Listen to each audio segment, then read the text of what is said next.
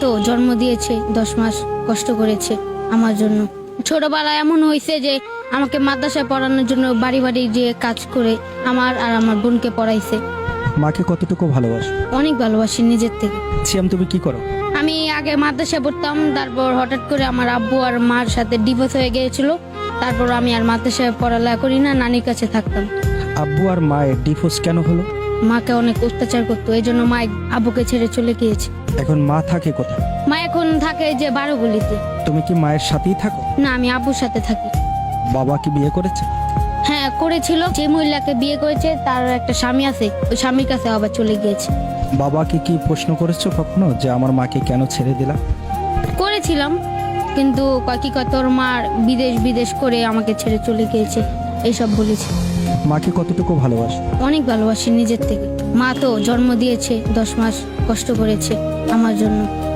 মায়ের সবচেয়ে কোন ভালোবাসাটা তোমার বেশি মনে পড়ে? মা ছোটবেলা কত কিছু করতো আমার জন্য। ছোটবেলা এমন হয়েছে যে আমাকে মাদ্রাসায় পড়ানোর জন্য বাড়ি বাড়ি যে কাজ করে আমার আর আমার বোনকে পড়াইছে। পড়াশোনাটা যে করতে পারলা না কার জন্য? আম্মুর জন্য করতে পারলাম না। তোমার পড়াশোনা বন্ধ হয়ে যাওয়ার মূল কারণ কে, তোমার বাবা না মা? মা। ডিভোর্সটা কে দিয়েছে? মা দিয়েছে। তারপর মা কি করে না, নিজের জীবনটা শেষ করবো না, তারপর চলে গিয়েছে আব্বুকে ডিভোর্স দিয়ে। তোমার বাবার কোনো দোষ ছিল না? না, আমার বাবা গাঞ্জা খায় না, মদ খায় না, সিগারেট খায় না, রাজমিস্ত্রির কাম করে। মানে তোমার মায়ের প্রতি এখন কোনো অভিমান আছে তোমার? না, এখন নেই। আমার অনেক ইচ্ছা আছে, আমি বড় হব, অনেক কিছু করব।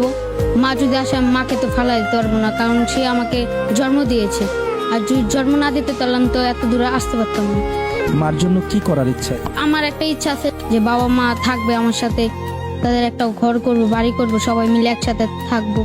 মাকে বোঝানো যায় না যে মা আবারও ফিরে আসো? বুঝাইছিলাম, কিন্তু মা আসবো না। কি কথার বাপে দেখলি না আমাকে কত জ্বালাতন করছে, কয় আমি আর ওর কাছে যাব না। বাবাকে কি বলেছো যে বাবা এখন ভালো হয়ে যাও, মাকে জ্বালাতন করো না? হ্যাঁ, বাবাকে বলছিলাম, বাবা আনতে গেছে, মা আসে না, বলছে যা তোর ভাত খাবো না। মা যদি এই না চলে যদি না গেতো তাহলে এখন আমি পড়ালেখাটাও করতে পারতাম। মা আব্বু একটা সুযোগ দিত, আব্বু অনেক বুঝাইছিল মাকে, কিন্তু মা আর আসেনি। মাকে তো বাবা অত্যাচার করতো, সেই জন্যই তো চলে গেছে, তাহলে মায়ের কেন অন্যায় হবে? অত্যাচার করছে, চলে আঙ্গ মুখে একটু টাকাও তো আসতে পারতো। মা এত নির্যাতন কেন সহ্য করবে ছেলেদের জন্য? আমাদের মুখে টাকা তো একটু সহ্য করতে পারতো না। আমার একটা ছেলে আছে যে ওর ভবিষ্যৎ বড় হয়ে লেখাপড়া এখন যদি না করে তাহলে তো রাস্তায় রাস্তায় ঘুরবে ফিরবে, বাজি পোলাপান হয়ে যাবে। বাজে পোলাপান হয়ে যাবে না ভালো কিছু করবে? ভালো কিছু করব।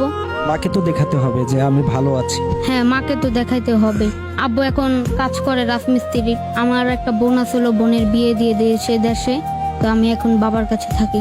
বড় হয়ে কি করার স্বপ্ন আছে? বললাম তো, বড় হয়ে আমার একটা ডাক্তার হওয়ার স্বপ্ন আছে। ডাক্তার হয়ে ফিরি মানুষের চিকিৎসা করব। এই চিন্তাটা কেন যে ফ্রি চিকিৎসা করতে হবে মানুষকে?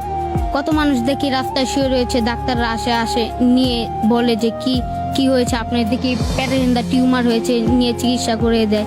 আমি বড় হলে তাদের একটা কিছু করব। এখন কি পড়ে না? আমি বর্তমানে 3তে পড়তাম, এখন পড়ি না, মাদ্রাসায় পড়তাম, এই যে তালিমুল হেদায়েত। পড়ালেখা ছাড়া কি ডাক্তার হওয়া যাবে? না, যাবে না তো। আমার একটা স্বপ্ন আছে যে বড় হব, এখন তো মার জন্য হলো না। এজন্য মাকেই দায়ী করবে তুমি? হ্যাঁ, করব। মা গেলে তো আর এরকমটা হতো না যে আমি তারপরে পড়ালেখা করতে পারতাম।